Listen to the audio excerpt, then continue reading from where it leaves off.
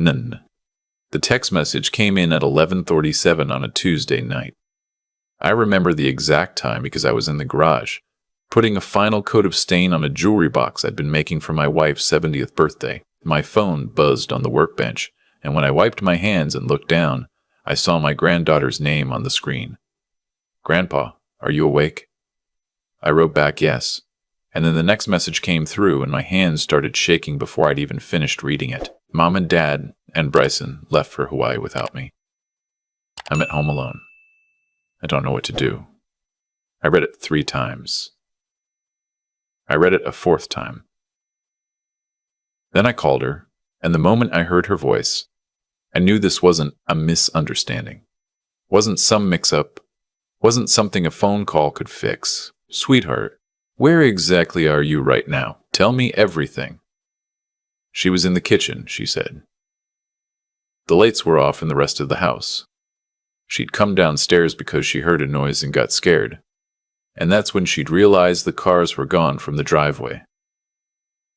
Both cars. The minivan they always took on family trips and her stepmother's white SUV.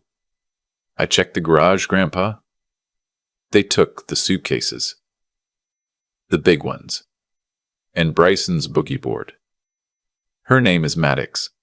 She's 11. We adopted her into the family. My son and his second wife did when she was 7, after spending 2 years in the foster system. Before that, she'd lived in a place I won't describe because she still has nightmares about it sometimes. And her therapist says even mentioning the details can set her back. What I can tell you is that when my son brought her home for the first time, she flinched every time someone raised their voice and slept with all her clothes on for almost a year because she was afraid she'd have to leave in a hurry. I'd built her a swing in our backyard the summer after the adoption. Took me a whole weekend to get the chains tensioned right. The seat sanded smooth as glass. I told her it was hers. Hers forever. That every time she came to Grandma and Grandpa's house, that swing would be waiting for her. She used to ask me, in the early days, if I really meant forever. Like she was checking a structural beam to see if it would hold weight. "Maddox, listen to me. I want you to lock the front door, lock the back door, and turn on every light in the house. Then I want you to sit on the couch with the TV on. Grandma and I are coming. Do not open the door for anyone except us. Understand?" "Yes, Grandpa." "Are Mrs. Tomley's lights on next door?" "Yes." "Good. Stay on the phone with me until I'm in the truck." I walked into the house, still wiping stain off my hands. My wife, Helena, was in the recliner reading. She took one look at my face and set the book down without marking the page. "What's happened?" "My son and Brittany left for Hawaii. They took Bryson. They left Maddox at the house. Alone." She stood up. She didn't ask me to repeat it.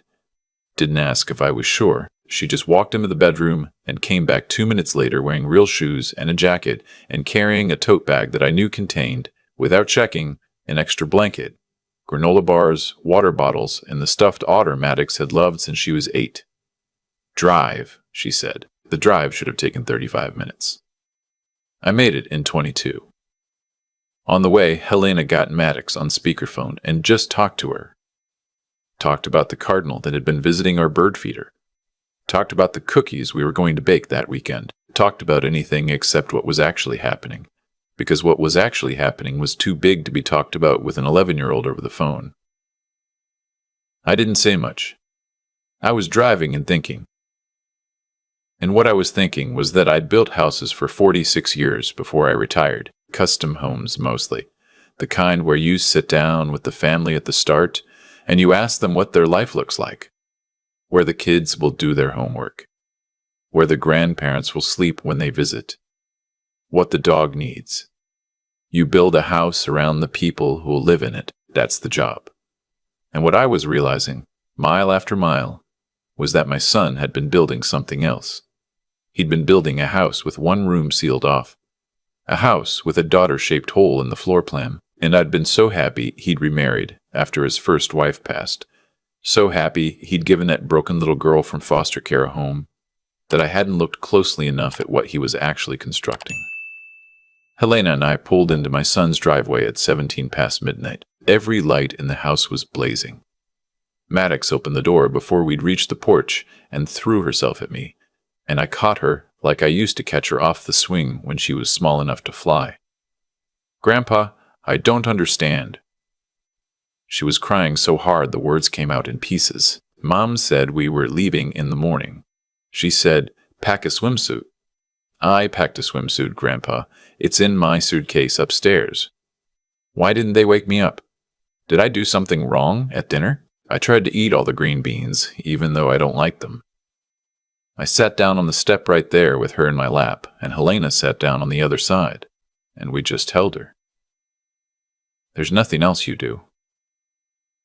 There's no explanation for an 11-year-old. There's no logic that applies. You just hold her until the shaking slows down. When she could breathe again, I asked her to walk me through the day. Her stepmother, Brittany, had told her at breakfast that the flight was the next morning. Maddox had spent the afternoon picking out which books to bring, which shoes, asking her stepbrother Bryson if there were going to be sea turtles. She'd gone to bed at 9, excited.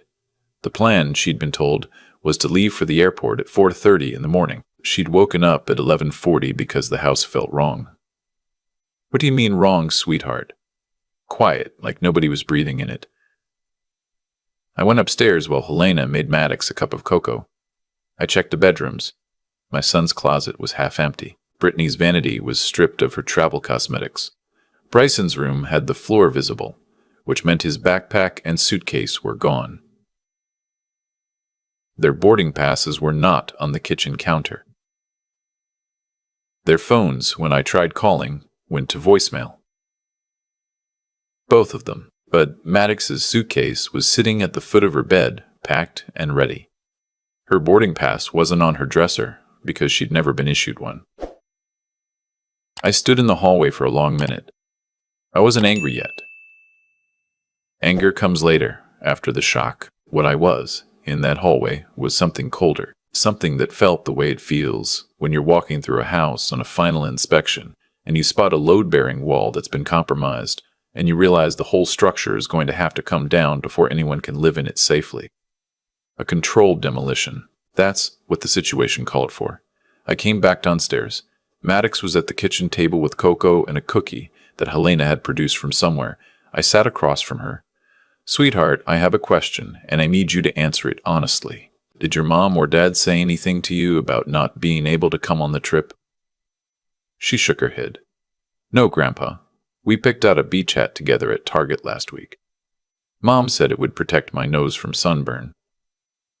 I nodded slowly. "Okay, now, what time did they say the flight was?" 6:50 in the morning. I checked my phone. I pulled up the airline's website. There was a flight from our regional airport to Honolulu that connected through Los Angeles. Departing at 6:50 a.m., there was also, I noticed, a direct flight from a different airline leaving Los Angeles at 1:30 in the afternoon. The kind of flight you'd take if you were planning to drive overnight to LAX rather than take the connection, which meant, if my reading of the situation was right, my son and his wife and his biological son were currently on Interstate 10, heading west. They had a window where they were unreachable, where Maddox would wake up alone, where by the time anyone responded, the trip would be too far underway to interrupt. Except they hadn't accounted for Maddox having my number. I pulled Helena aside in the hallway. "I want to take her to Hawaii." She looked at me. "Tonight? Now. We pack her bag. We drive to LAX. We get on a flight tomorrow afternoon. We land in Honolulu, and we walk into whatever resort they booked. And we put that little girl's face in front of her father, and we let him see what he did." Helena was quiet for a moment. Then she said, "What's the credit card limit?" "High enough." "Then we're going." We woke Maddox up at 4 in the morning after she'd finally fallen asleep on the couch. I'd booked 3 tickets on a flight out of Los Angeles. We had 9 hours to drive there. Helena packed Maddox's suitcase that was already packed, plus her own, plus mine that she put together in 11 minutes from the overnight bag I keep ready in the closet. "Sweetheart," I told Maddox, "how would you like to go to Hawaii?" She stared at me. "Grandpa, they already left." "I know, but I think we can still catch up. Are they going to be mad? This is the part that breaks me when I think about it. Not the question itself, but the way she asked it. Like she was already calculating whether her presence would be a burden. Like she'd been doing that math her whole life. Maddox, listen to me. You did nothing wrong. Nothing. Whatever happens in Hawaii, I want you to remember that you are wanted, and you are loved, and you have every right to be there. Your grandma and I are not going to let anyone make you feel otherwise. Are we clear? She nodded, but I could see in her eyes that she didn't believe it. Not entirely. 3 years of stability cannot undo 7 years of being bounced from house to house. That kind of damage gets into the wood. It changes the grain. We drove west in the dark. Helena took the first 3 hours so I could sleep. But I didn't sleep. I sat in the passenger seat with Maddox in the back, dozing against the window with her stuffed otter under her chin. And I thought about my son. His name is Carter. He is 43 years old. He's an accountant for a firm downtown, makes good money, drives a German car. His first wife, his college girlfriend, died of an aneurysm when Bryson was 4. It was sudden and it was awful, and for 2 years, Carter walked around looking like a man who'd been hit by a truck. I worried about him every day. I called him every other day just to hear him answer. Then he met Brittany at a single parents support group, and he started smiling again, and within 18 months they were married. Brittany had no kids of her own. She was younger than Carter by 7 years. She was a real estate agent with a perfect manicure and a habit of laughing at everything Carter said, even when it wasn't funny, even when it was mean. I had reservations. Helena had reservations. But Carter was alive again, and that mattered more to us than our reservations, so we kept them to ourselves. The adoption was Brittany's idea. She announced it at a Sunday dinner about a year into the marriage. She said she'd been doing some thinking and that she felt called to help a child who needed a home. Carter looked surprised, but he also looked moved, and within a few months they were attending foster classes, and within another year, Maddox was sitting at our kitchen table eating my pot roast and trying to disappear into her sweater because she didn't think she was allowed to ask for seconds. I'd thought at the time that Brittany was a good woman doing a good thing. I'd thought wrong. What I think now, with the benefit of hindsight, is that Brittany wanted the picture. The picture of being the kind of woman who adopts a child. The picture of a complete family with one of each, a boy and a girl, like a catalog. Maddox was a prop in her marriage, not a daughter. I think Carter knew. On some level, I think he'd been letting it slide for the same reason he let everything slide with Brittany, because he was afraid of losing another wife, afraid of what that would do to Bryson, afraid of being alone again. He'd been holding the house together by ignoring the cracks, and he'd taught himself not to see them.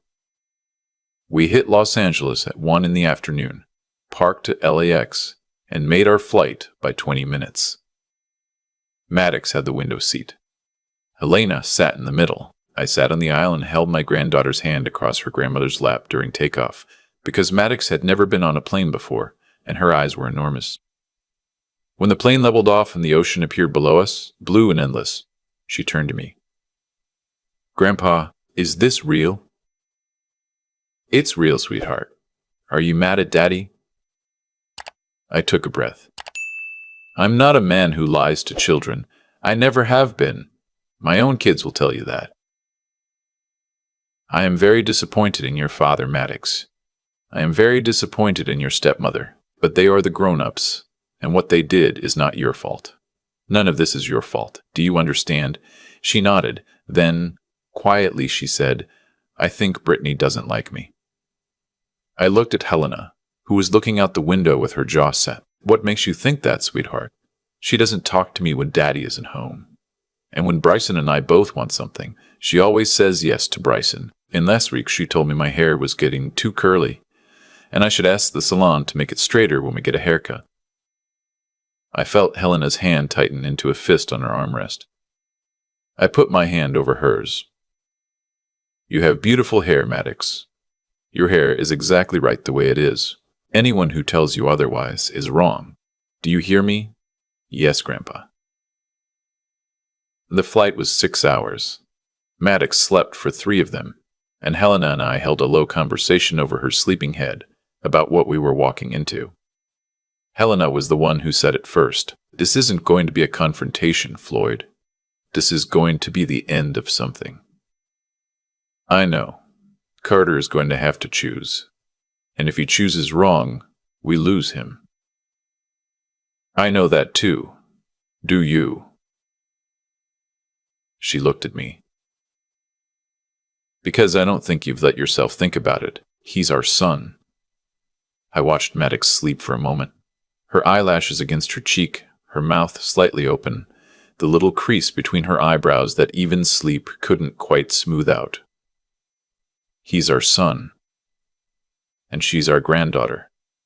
And she's 11, Helena. She doesn't have anybody else. I know. I'm not going to be the kind of grandfather who lets a child get told she doesn't matter. Not while I'm alive. Not while I have the means to do something about it. Helena was quiet for a long time. Then she said, "Okay." We landed in Honolulu at sunset. I'd booked us a room at the same resort Brittany had posted about on social media 3 weeks earlier, when she was bragging about the trip. The resort was massive. White stucco and palm trees and a lagoon pool that wound through the property like a river. We checked in, dropped our bags, and I asked the front desk if the family of Carter and Brittany Hollis had checked in. They had. Earlier that afternoon. They were in the oceanfront villa. "Could you connect me to their room?" "I'm sorry, sir, we can't do that without their permission." "That's fine. Could you tell me where the main dining room is?" The next morning, we let Maddox sleep in. Helena ordered room service, and we ate breakfast on our small balcony overlooking the pool. Then I made some calls. I called my daughter Maddox's aunt, who lives in Boston. Her name is Cordelia, and she answered on the second ring, even though it was almost noon her time. "Dad, what's wrong?" I told her. The whole thing. The text message, the empty house, the drive to LAX, the flight. She was silent for a long count. The kind of silence that meant she was mad enough to be quiet. "Where are you right now?" "Honolulu." "I'm getting on a plane. I'll be there tomorrow night. Don't do anything until I get there." "Cordelia." "Honey, I'm not going to wait." "Dad." "She's been alone in this for 48 hours. I am not making her wait another day to see her father look her in the eye. Then I'm coming anyway. You'll need backup."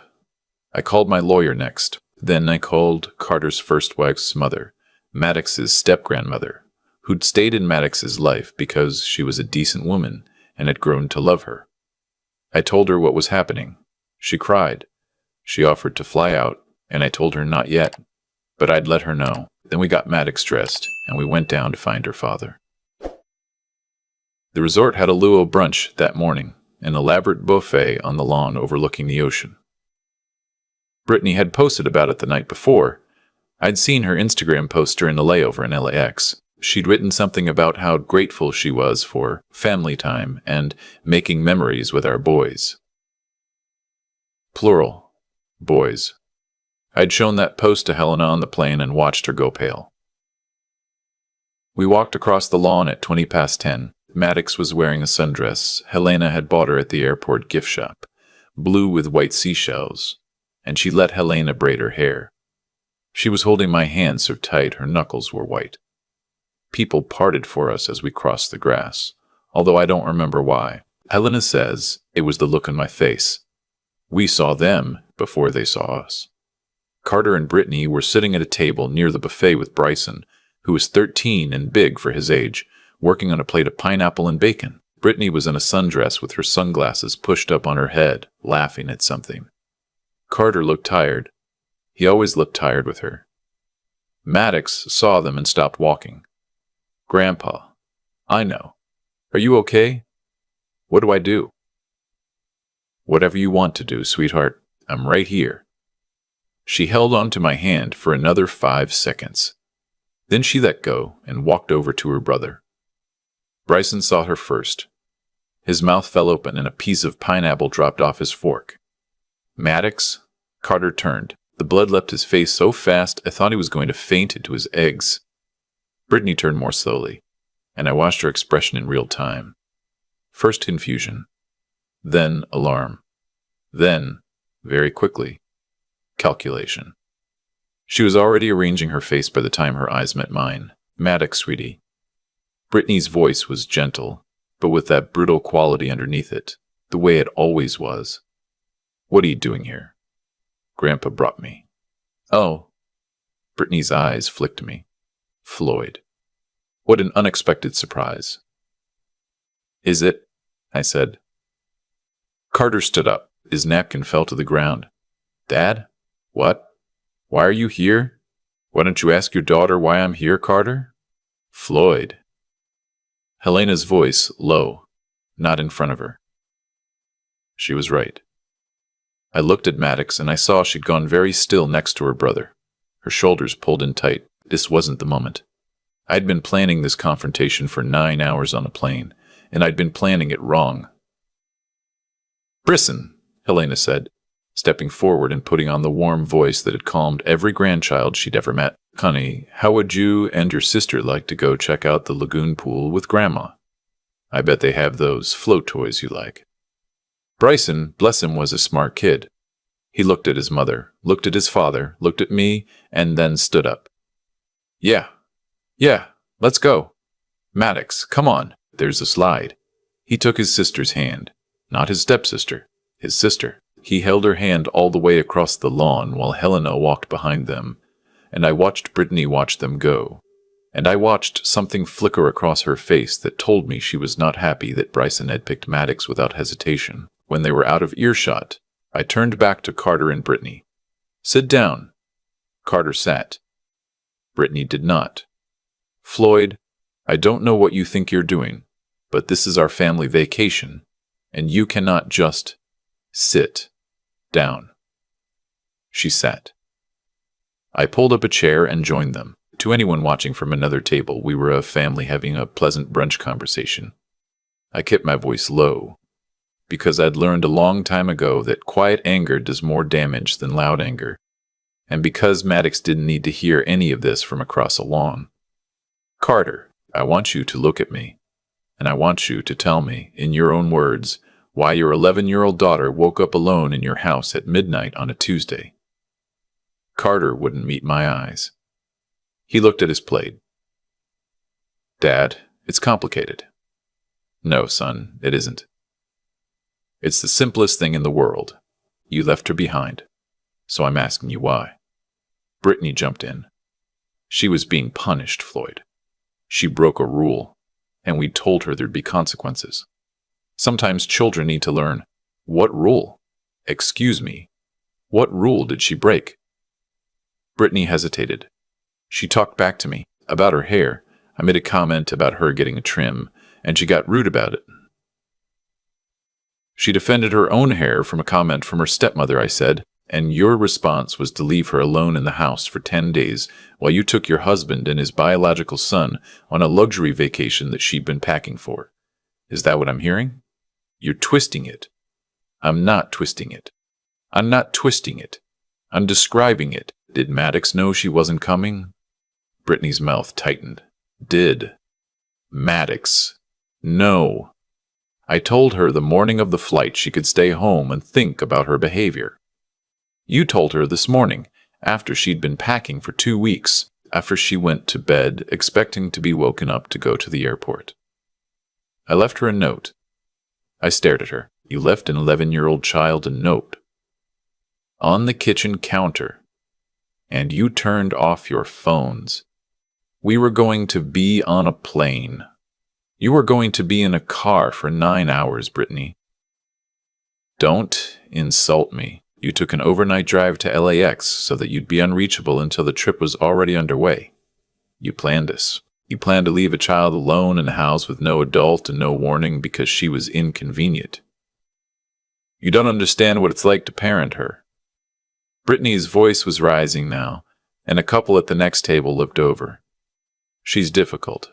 She's manipulative. She plays Carter like a fiddle, and every time I try to set a boundary, you all act like I'm the villain. Carter. He looked up. Finally. Carter. Did you know about the note? He didn't answer.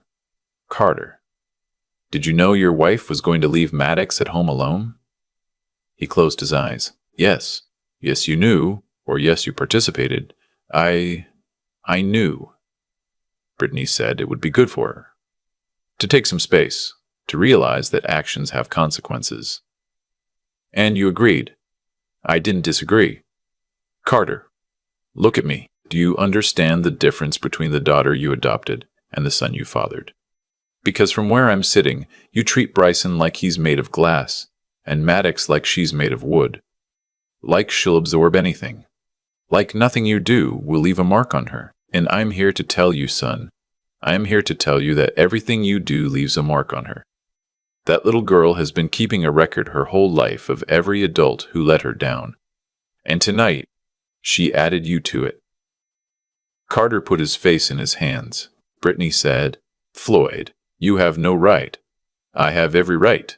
I am her grandfather, and I am his father, and I am telling both of you right here that what you did is not a parenting decision. It is abandonment. It is cruelty, and it is going to stop today. Or there are going to be legal consequences. Legal consequences. Brittany laughed, but it was a tight laugh. She's our daughter. We can parent her how we want. She is your adopted daughter. Adoption is not a return policy. You don't get to opt out when she's inconvenient. And if you continue to treat her this way, I will spend every dollar I have making sure a court understands what kind of home she's in. Do I make myself clear? Carter was crying now. Quietly. Into his hands. Dad. What, son? I knew it was wrong. Then why did you do it? He took his hands away from his face. He was 43 years old and he looked 12. Because I wanted to keep her happy. Brittany, I wanted to keep my marriage. I told myself it was just a week, that Maddox would be okay, that Mrs. Tomley next door would notice and call you if anything was wrong. I told myself 100 things, Dad. None of them were true. I knew it was wrong when I packed the car at 3 this morning. I knew it was wrong when I checked her bedroom door and saw her sleeping. I knew it was wrong, and I did it anyway, because I'm a coward. Brittany said, Carter. He turned to her. Don't. Please don't say my name right now. You agreed with me. You said I said what I had to say to keep peace in my own house. That was wrong of me, and it was wrong of you to ask me to choose.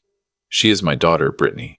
She is my daughter, and you have been treating her like she's a house guest who's overstayed her welcome, and I have been letting you, and I am done letting you.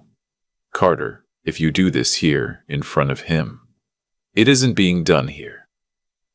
It was done the moment you wrote that note. I'm just acknowledging it. Brittany stood up. Her face was red and her hands were shaking. I am not going to sit here and be ambushed by a senile old man and a husband who can't think for himself. I'll be in the room. She walked away. Her sundress flared around her legs. A waiter, sensing the tension, made a wide berth around her. Carter and I sat at the table. The brunch noise went on around us.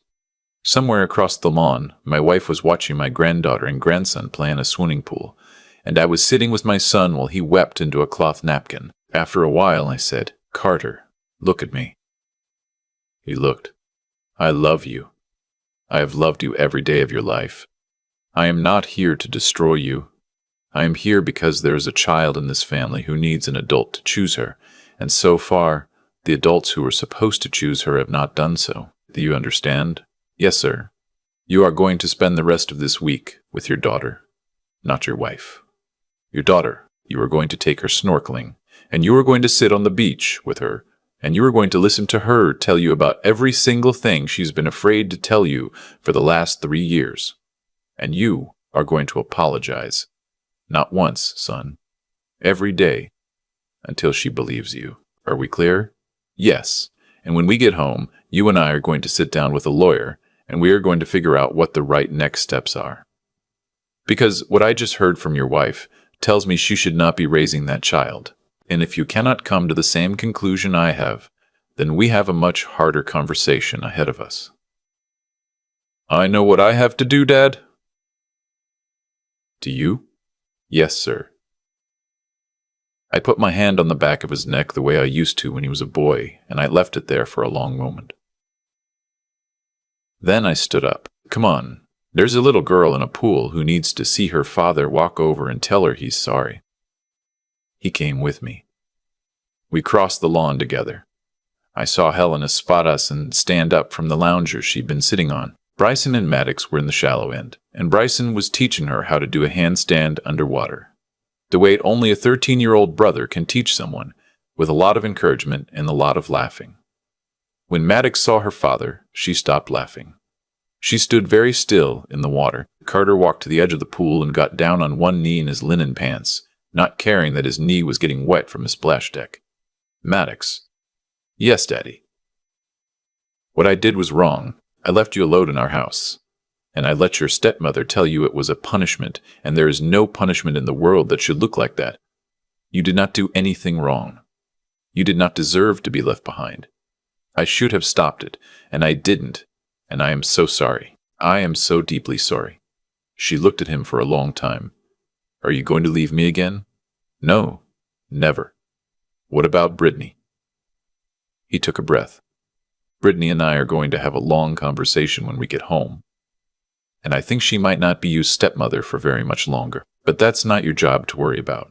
Your job is to be a kid. And my job is to make sure you know every single day that you are my daughter and you are loved and you are not going anywhere except where I go. She climbed out of the pool, dripping, and she walked over to her father, and she put her wet arms around his neck. He held her tight enough that I had to look away. The rest of the trip was strange.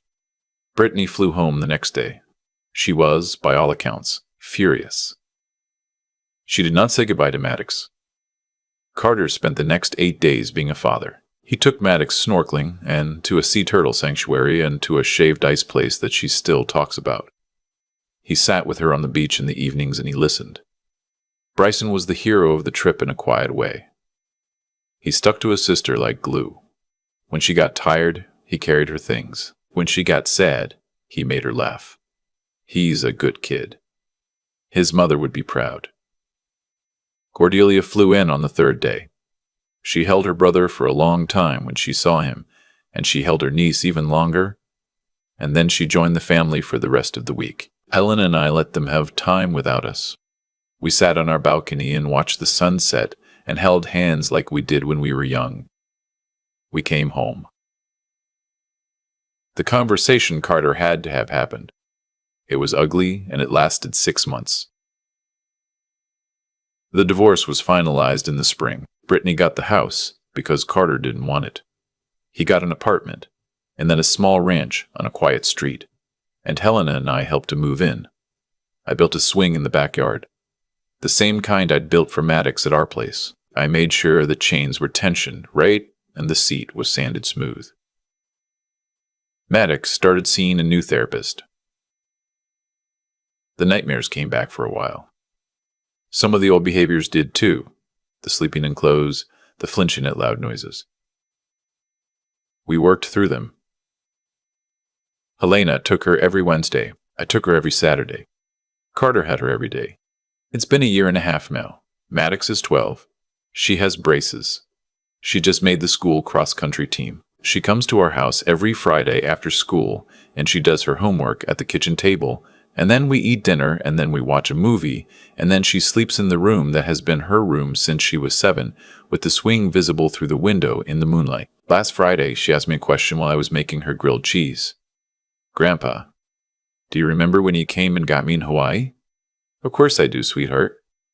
How did you know I needed you? I thought about it for a long time. Long enough that the grilled cheese almost burned. I flipped it and answered her honestly. Because you sent me a text message, Maddox, and because you were my granddaughter, and I told you when you were 7 years old that I would always come if you called, and I meant it then, and I mean it now, and I will mean it when I am 90, and I will mean it after I am gone, because your grandmother and your father and your aunt and your brother will all mean it too. You are not going to be alone again, not as long as any of us is breathing. She thought about that. She watched me cut the sandwich diagonally, the way she likes it. Grandpa. Yes, sweetheart. I love you. I love you too. I built houses for 46 years. I thought I knew what mattered. I thought it was the foundation, the framing, the roof, the way the walls met the ceiling. I thought a good builder protects against weather and time and wear. I was wrong about what mattered. I was right about the principle. A house is the people inside it, and when the structure is rotten, you tear it down. You don't live in it. You don't tell a child to keep living in it. You take her by the hand, and you walk her out, and you build her something better. Something with her name carved into the door frame. Something with her name carved into the door frame. Something with a swing in the yard. That's the work. That's all of it. That's what I built.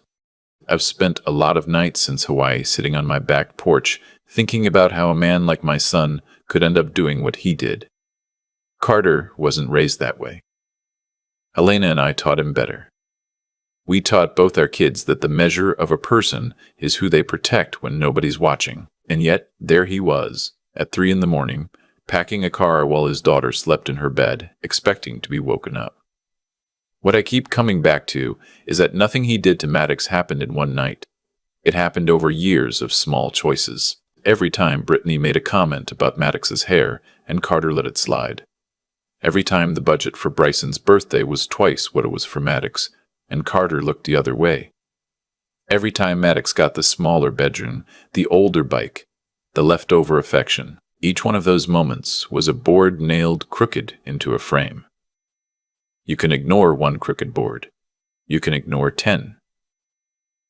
But sooner or later, the whole wall comes down, and when it does, it usually falls on a child. That's the thing about cause and effect in a family. It isn't dramatic. It's quiet. It's 1,000 decisions to choose comfort over courage. And then one morning you wake up and you become a person you wouldn't have recognized at 25. If there's anything I want a younger man to take from what happened to us, it's this. Your character is not what you do in a crisis. Your character is what you do on the ordinary Tuesday when nobody's looking, and the easy choice and the right choice are pulling in opposite directions. Carter failed Maddox on a Tuesday. He failed her in advance every time he didn't speak up. The Hawaii trip was just the day the bill came due. I also think about Maddox. About the strength it took for an 11-year-old girl to pick up a phone in an empty house and ask for help instead of just curling up and accepting that this was what she deserved. That took something. That took a kind of nerve I'm not sure I had at her age, and the reason she had it, I think, is because somewhere along the way somebody had told her she mattered, and it had stuck. Even when the people closest to her were telling her she didn't, a small piece of her remembered that she did. That's what we owe the children in our lives, not perfect parenting, not perfect grandparenting. Just a foundation strong enough that when the world tries to convince them they're worthless, they have something inside themselves that says no. The lesson I keep teaching myself, even at 68, is that love is not a feeling you have. It's a thing you build, with your hands, with your time, with the choices you make when no one is watching. And if you build it well, it will outlast you. That's the only inheritance worth leaving.